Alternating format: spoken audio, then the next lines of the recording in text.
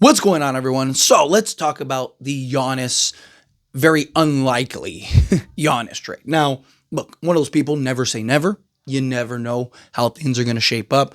But I think Giannis is incredibly unlikely. I want to make that clear from the beginning. I do not believe the Lakers are going to be able to trade for Giannis because I do not believe the Lakers have enough, even with an Austin Reeves and a Dalton Connect and all that stuff, to trade for Giannis. But we'll make arguments for and against and just have a fun conversation because, it's a talking point and let's go into it, right? So, Giannis being traded to the Lakers. First off, does it make sense? Absolutely, right? To have Giannis and Luka paired up for the next, 5 years at least. We'll see, question is how does Giannis decline? Is he a guy that just can continue to go and, have a LeBron run? Or is he a guy that's going to, in 3 to 5 years start to really have a steep decline? But nonetheless, Giannis, LeBron, and Luka would be ridiculous. I would worry about shooting, right? Because, Luka, yes, he can be great, but he can be a little streaky at times. LeBron definitely can be streaky at times. And Giannis is essentially non-existent shooting the basketball, right? But it's one of those things where if you have the opportunity to do it, you absolutely do it and get it done, right? You get them and you figure it out, right? There would be, in my opinion, kind of questions about LeBron, Luka, and Giannis's fit because Luka is so high usage. Giannis is used to having a certain amount of possessions and the ball in his hand X amount of times. And then also LeBron, right? And what is the pecking order, so on and so forth? Because Giannis would be the best player, Luka would be the second, and then LeBron would be the third. So, but is that going to be the pecking order, right? So there could be a little bit of a learning curve. There could be, it could be something where it's this doesn't even work, right? You get a Phoenix Suns situation, right? But regardless, I think it's one of those things, if you have the opportunity to do so, then I think you do it. But here's the thing though, too, is that Giannis, the only way it happens is if Giannis says, I only want to go to the Lakers, and he basically just steamrolls his way to the Lakers, which I don't think he will do. One, still questions of how likely is a Giannis trade actually going to happen. And two, right, I think he'll be open to several teams. And there is an argument to be made that there are several teams that make more sense for him to win.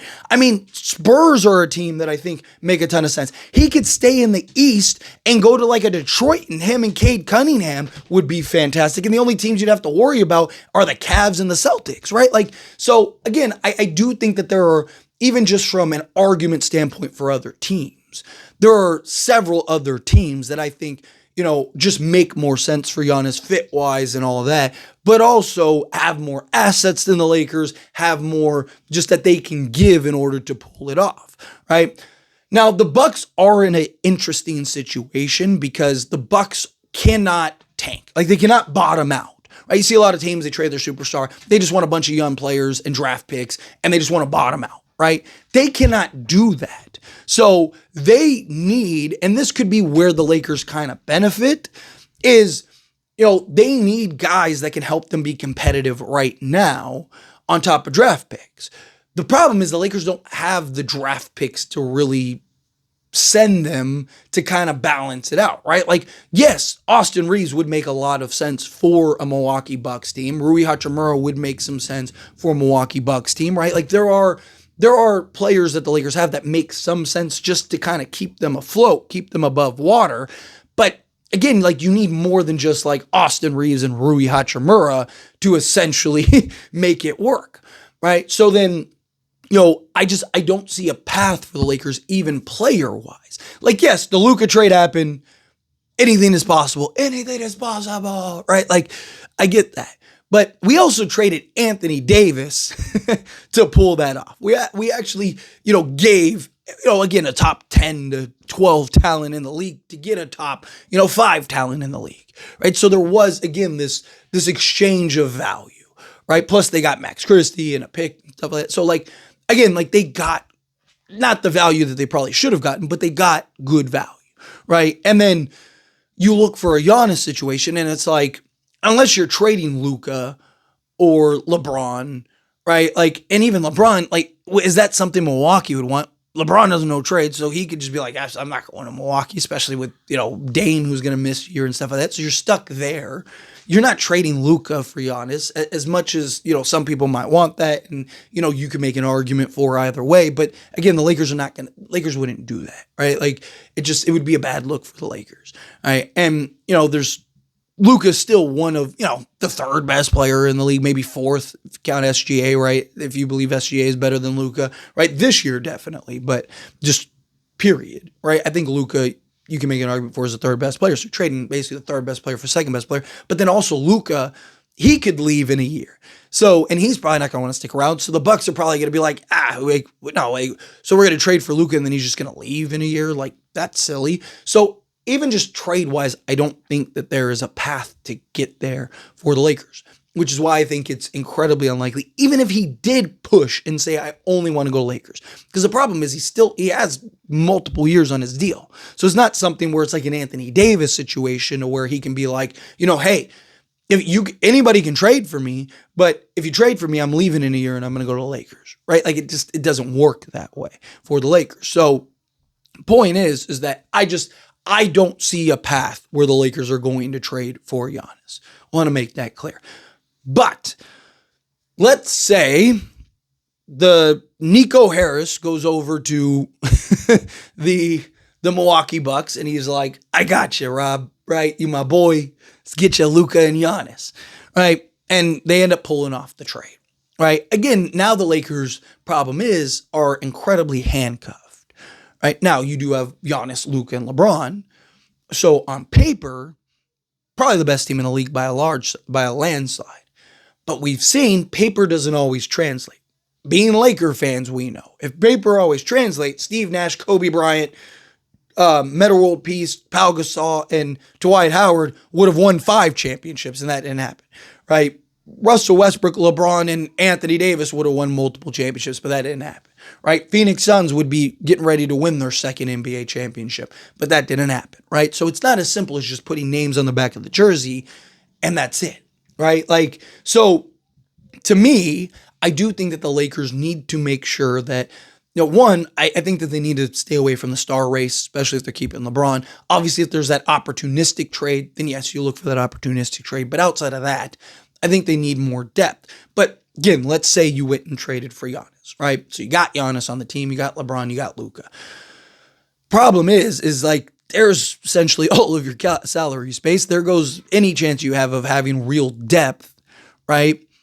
And now at that point, right, what is the makeup of your roster, right? I'm probably keeping Gabe Vincent because you need that point of attack 3-and-D guy, or keeping Jared Vanderbilt.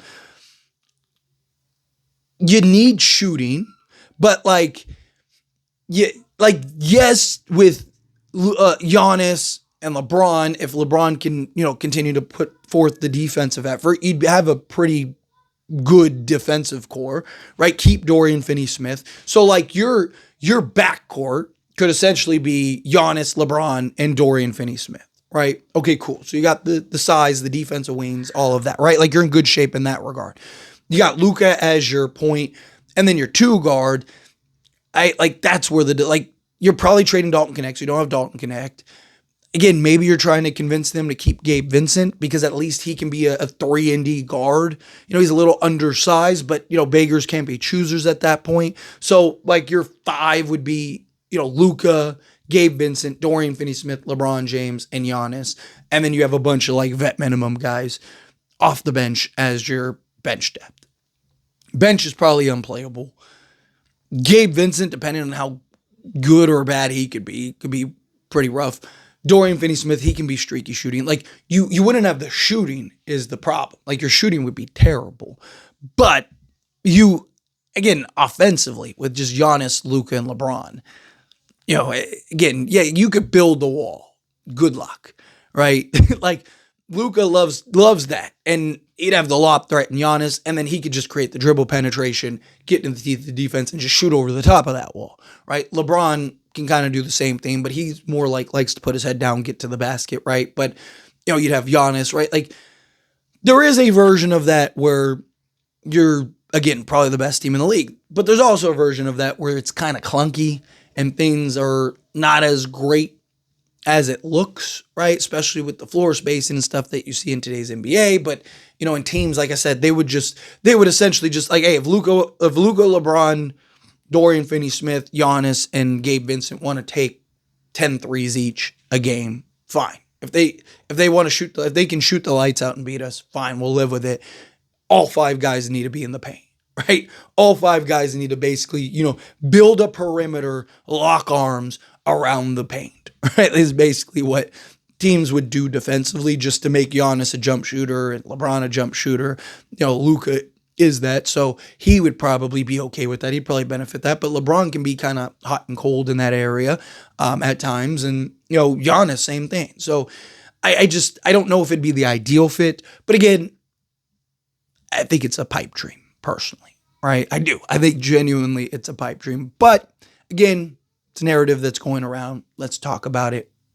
Again, I probably won't talk about it again unless there's some significant news that's look, I know I'm a trade guy. I know I talk about a lot of trade stuff, but I always try to keep it somewhat realistic unless there's actual news and reports, right? I talked about Luka, 6 months before that happened, but that's because there were actual reports of hey, there might be a path to make this happen. So anyway, as always, this is a discussion, pass question on you. Let me know your thoughts and opinions down in the comments below. What do you think? How do you feel? What are your thoughts? Do you think yes? You got to at least throw your hat in the ring, right? You got to at least do your due diligence, right? But it's probably unlikely. Let me know your thoughts, opinions down in the comments. That being said, if you haven't liked this video, hit that like button. Helps me a lot. So we enjoy these types of videos. Truly appreciate it. Not subscribe channel, hit that subscribe button. Turn on the bell notifications. Appreciate y'all. See you in the next one. Thank you.